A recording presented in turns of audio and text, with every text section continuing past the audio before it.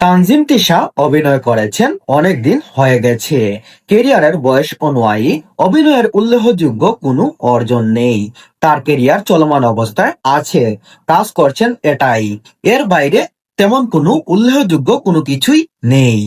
এ অবস্থার মধ্যে সোলজার ছবিতে শাকিব খানের নায়িকা হওয়াটা তার জন্য অবশ্যই খুব ভালো সুযোগ।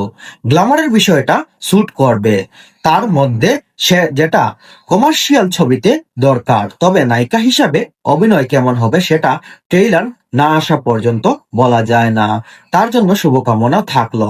তবে প্রথম ছবিতেই তবে প্রথম ছবিতেই উল্লেখ করার মতো পারফরমেন্স করতে পারলে তার সিনেমা ক্যারিয়ার অবশ্যই খুব ভালো হবে।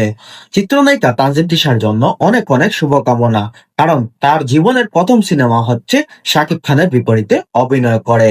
তাই শাকিব খানের বিপরীতে যত নায়িকাই অভিনয় করেছেন সেই সব নায়িকার কেরিয়ারই বর্তমানে হাইপে আছে। কারণ শাকিব খান এমন একজন নায়ক, সে নতুনদের নতুনদের কাজে সুযোগ দিতে অনেক বেশি পছন্দ করে।